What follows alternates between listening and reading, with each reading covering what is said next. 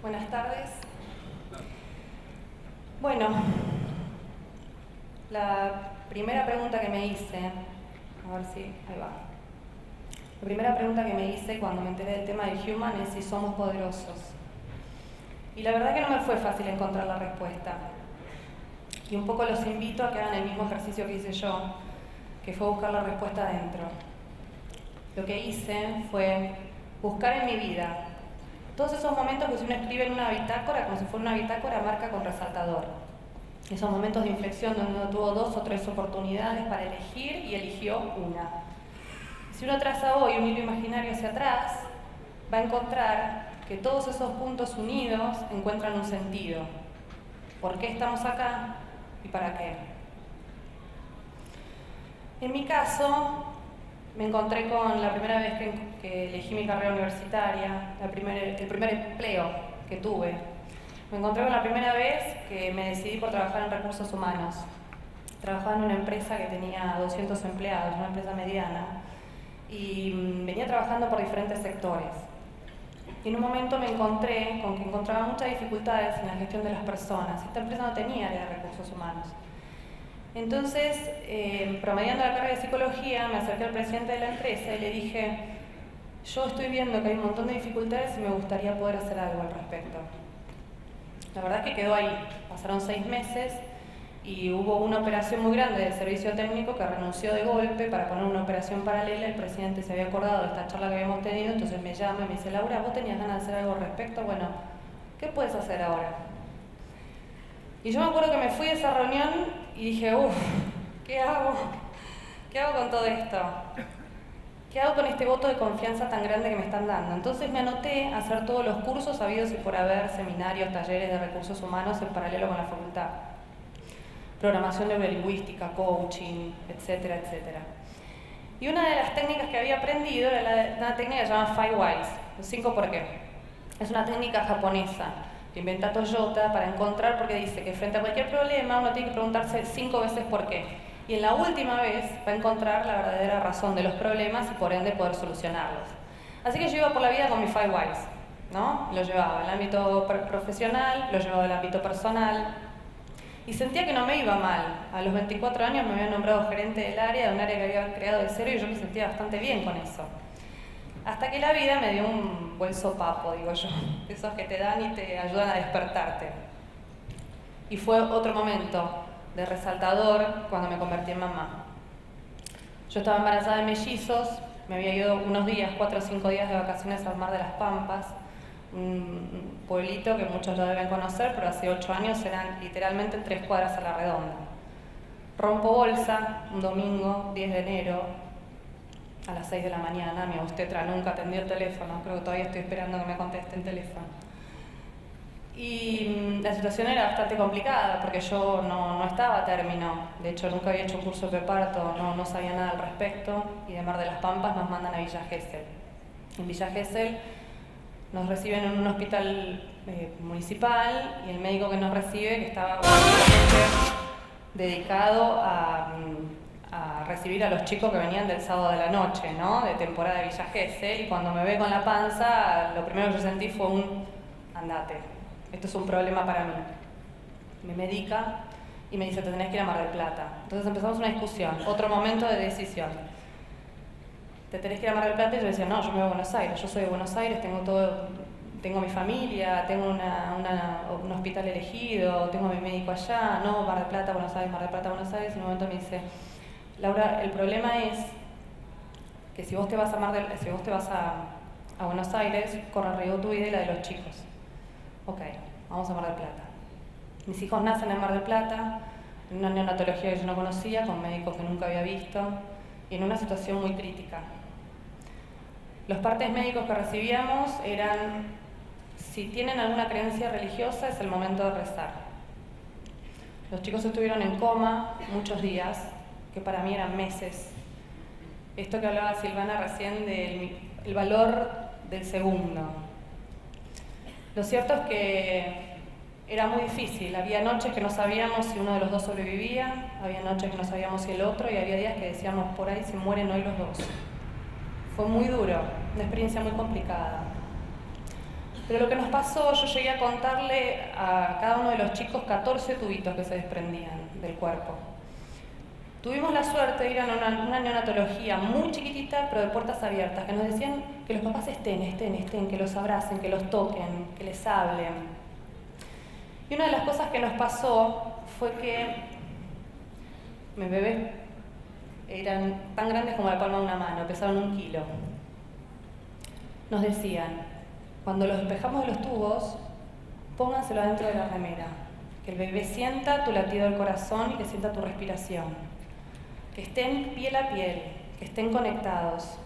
Y para mí era un gran desafío, porque yo estaba con mis 5 por qué. Estaba todo el tiempo preguntándome ¿por qué me pasa esto? ¿Qué hice? ¿Qué hice mal? ¿Por qué esto se me da en este momento de la vida y yo no estoy preparada? Y lo que tenía que estar en ese momento es conectada en el presente, estar en el aquí y el ahora. Porque todo el pasado, que era toda esta culpabilidad y todos estos porqués y toda esta historia, me trababa mi propio ritmo cardíaco.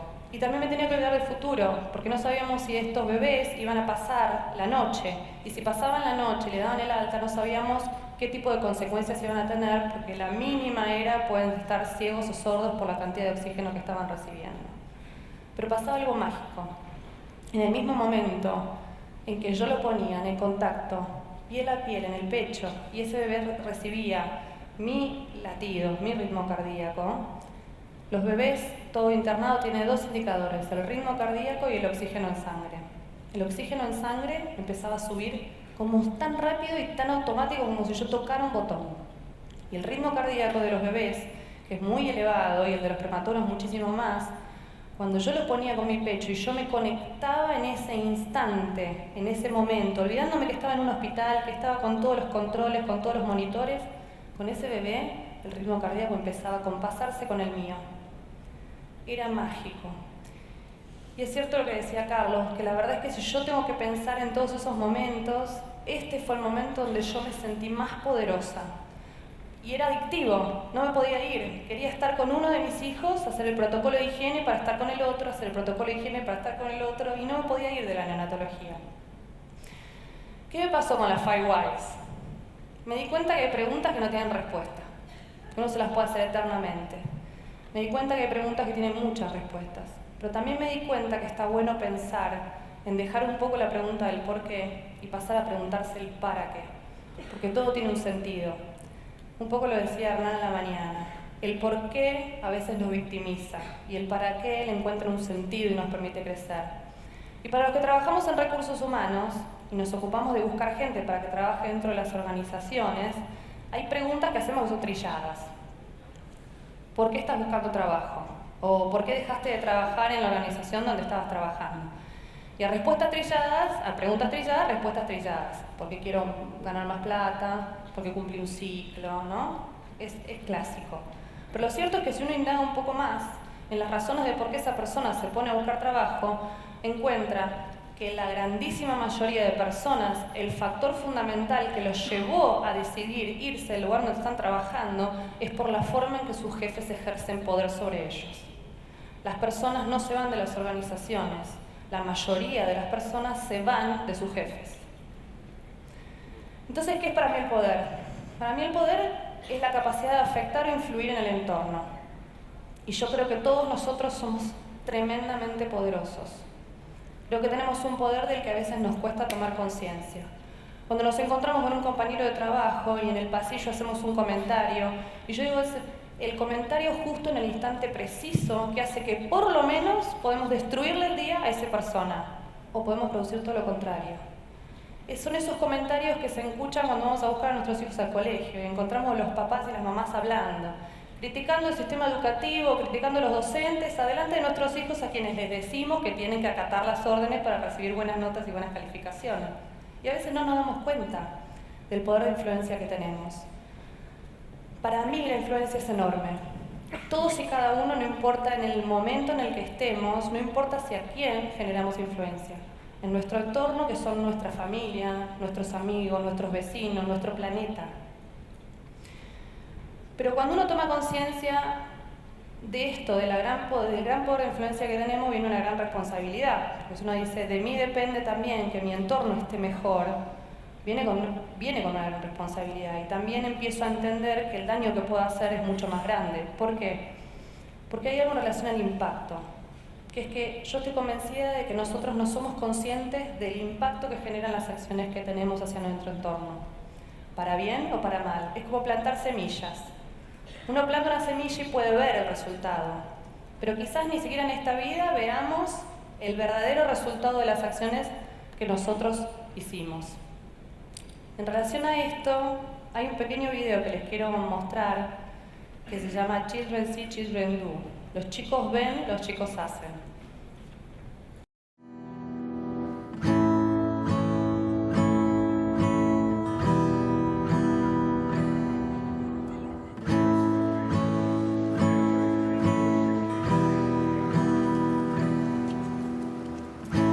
Looks like rain again today.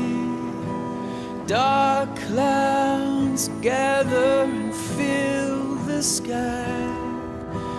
Don't know how to talk to you, just know how to say goodbye. Have you actually got a driver's license? I don't think so. Did you see his back there? Go back where you came from. Learn to speak English. Go back where you came. You don't know anything to me.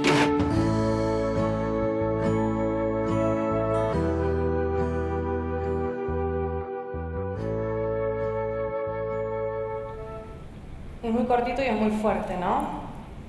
Creo que el video un poco nos muestra esto de que a veces nosotros creemos que generamos influencia a través del habla. Y muchas veces, o le diría la mayoría, la generamos a través de nuestras acciones. Hace poco me junté con un mando medio de la organización del trabajo. Y yo le decía esto y los invito a que todos lo hagan. Pensá en aquel jefe, ¿no? Hablando dentro de las organizaciones, pero uno lo puede llevar a la vida personal. Pensá en aquel jefe que vos sentís que fue un gran jefe, fue un gran líder, que generó un impacto, que vos admiraste en esta empresa, en otra, no importa. Pero una vez que lo tengas, que no es muy difícil pensarlo, casi que surge automáticamente, una vez que lo tengas, pensá por qué lo elegiste, cuáles son esas cualidades. Y lo que yo le decía es, solo vos tenés el poder de convertirte en esa persona. Solo vos tenés el poder de que el día de mañana, a la gente que depende de vos, cuando le pregunten quién fue su mejor jefe, digan que fuiste vos. Pero también está bueno que pienses cuáles son esas personas que fueron, digamos, tóxicas. Esas malas influencias. ¿Por qué? ¿Qué características son? Entonces no te conviertas en esa persona, porque de eso depende solo vos. Y esto del poder, digo, nosotros creo que tenemos todos un poder enorme, con nuestros vecinos, digo, ¿qué le pasaría a un chofer de colectivo si todos los que suben al colectivo lo saludan, ¿no? ¿Cómo se iría a su casa? Por decirlo en un término menor. En relación a esto del poder, pienso que también está bueno tomar conciencia del poder que tenemos, pero pensar en a quiénes nosotros le delegamos la capacidad de influencia hacia nosotros. No es solo la influencia que nosotros ejercemos. Y hacia quiénes se la delegamos, pensar por qué también. Hay un cuento muy interesante que se llama Los 3 filtros de Sócrates. El cuento dice que Sócrates se encuentra con un discípulo y que este discípulo le dice: Sócrates, no sabés lo que me acabo de enterar de un amigo tuyo. Entonces dicen que Sócrates le dice: espera, antes que me cuentes nada, vamos a pasar los 3 filtros. El primero, lo que me vas a decir es algo que vos sabés que sucedió, ¿fue verdad? Bueno, si fue verdad o no fue verdad, no estoy tan seguro, pero estoy seguro que lo vas a querer escuchar. Entonces ahora te dice, espera, antes de contarme nada, ¿lo que me vas a contar es algo bueno? ¿Es algo bueno de mi amigo? No, todo lo contrario. Entonces espera, ¿lo que me vas a contar es útil? ¿Me va a servir para algo a mí? ¿Me va a servir? No es que te va a servir, es algo, yo le diría, algo picante que te quiero contar de un amigo. Entonces dicen que Sócrates le dijo, entonces no me cuentes nada. Y yo me pregunto, esto de a quienes delegamos la capacidad de que influyan hacia nosotros, esto de revisar cuántas veces nosotros preferimos no escuchar, porque no es verdad, o no sabemos si es verdad, porque no es bueno, porque quizás no es útil. Contando esto de estos momentos en Resaltador, hay 2 proyectos que les quiero contar de mimo. Pero no se trata del proyecto, sino que se trata de esto de ejercer el poder y el impacto que tienen nuestras acciones. Hace unos años nosotros generamos nuestro jardín maternal. Es un edificio de 700 metros cuadrados, lindero a la fábrica, para que las mamás de las plantas puedan llevar a sus hijos cuando van a trabajar y ese jardín esté cerca de ellas. Este jardín salió con la idea, surgió con la idea, digamos, original, de que las mamás puedan continuar el amamantamiento, de que no se despeguen de ese bebé. Hoy el jardín tiene 45 chicos, ya egresados, hermanos y demás. Pero ¿para qué les traigo esto? Es porque hace un par de semanas hubo un encuentro de empresarios de empresas familiarmente responsables. Y las empresas llevaban personas que cuentan su testimonio de este beneficio de empresas familiarmente responsables. Y en nuestro caso fue una mamá. Esta mamá contó qué significó para ella pasar por el jardín, que su hijo ya había egresado a fin de año pasado, y una de las cosas que dijo fue: gracias al jardín de mimo, yo fui una mamá sin culpa. Cuando yo escuché eso, dije, aparte que me emocioné mucho, pensé esto de que a veces uno no toma conciencia del impacto que tienen estas acciones en los demás. Sabíamos que era un proyecto que iba a ser hermoso, que nos costó un montón, porque no es un proyecto que nosotros salimos a decir hagamos un jardín y todo el mundo dijo qué bueno, háganlo, porque tenía mucho riesgo asociado.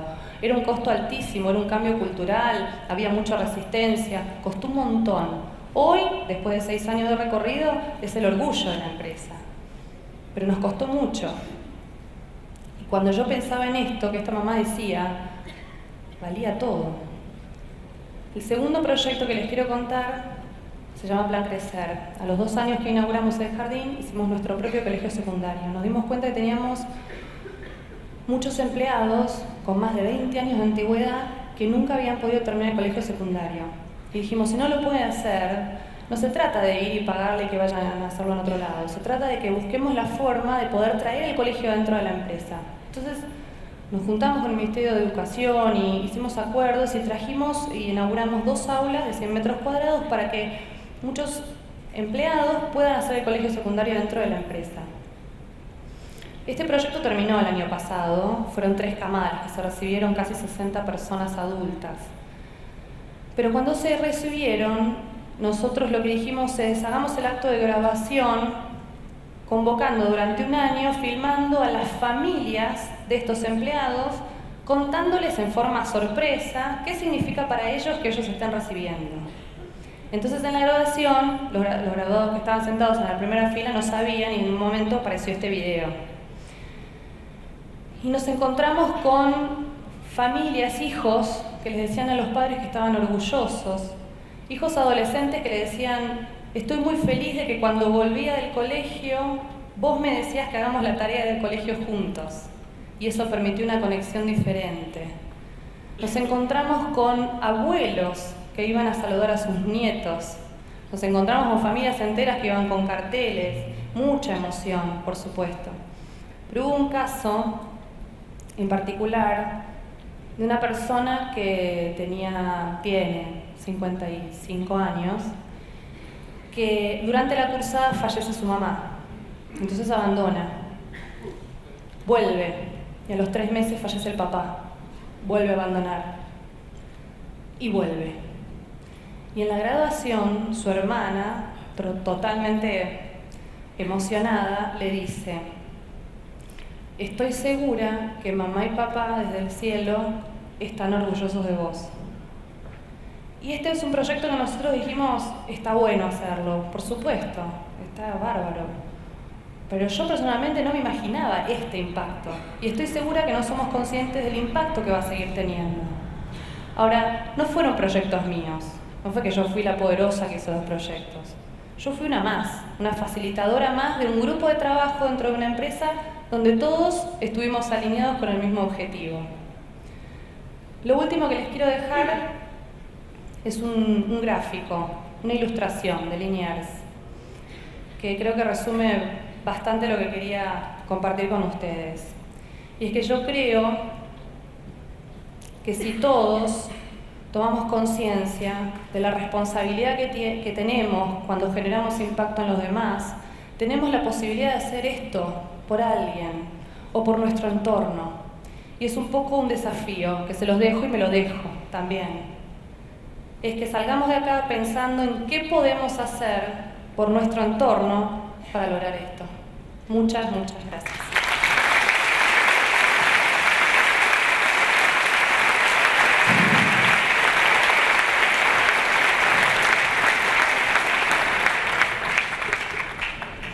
A ver, algunas preguntas.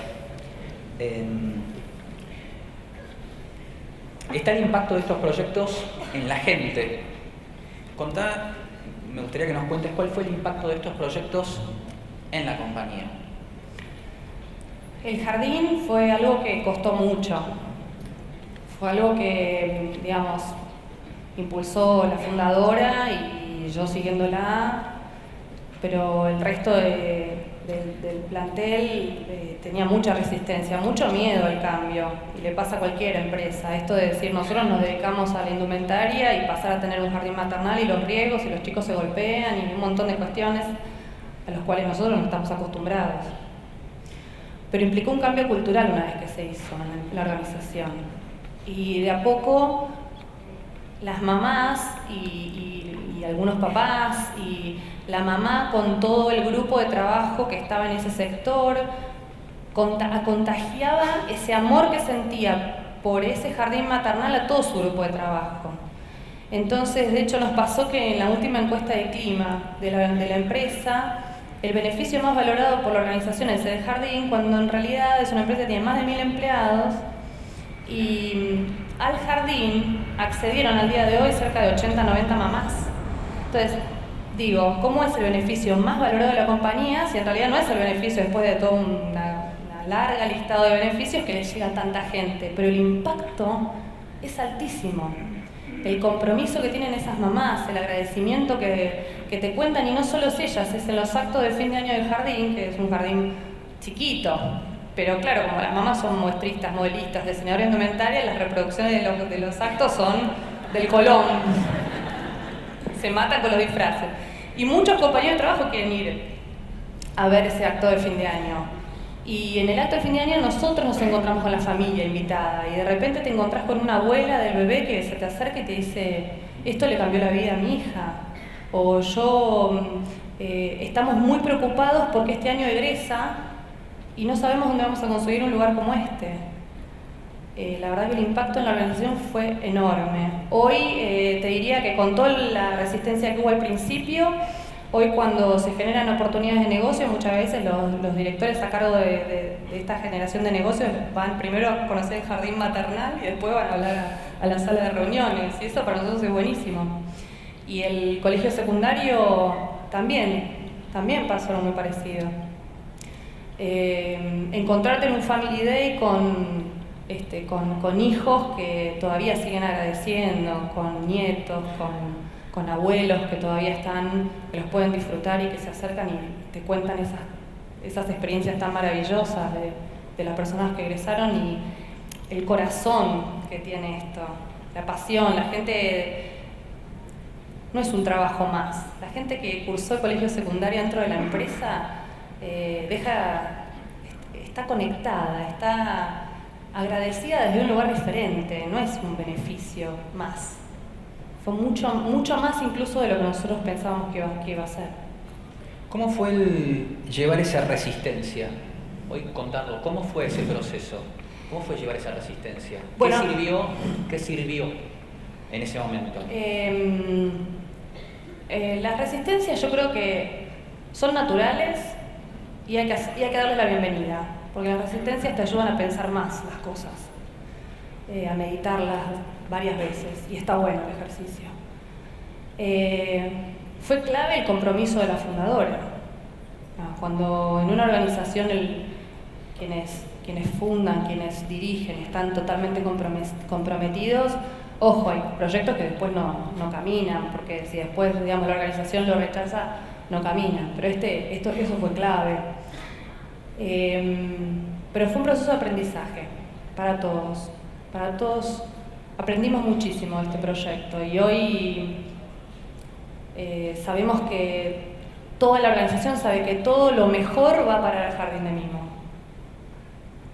Y la última, conocemos estos dos proyectos, pero desde tu lugar, desde tu posición actual en la compañía, en la diaria, en el día a día, porque esto es como una iniciativa, dos iniciativas que se llevan adelante.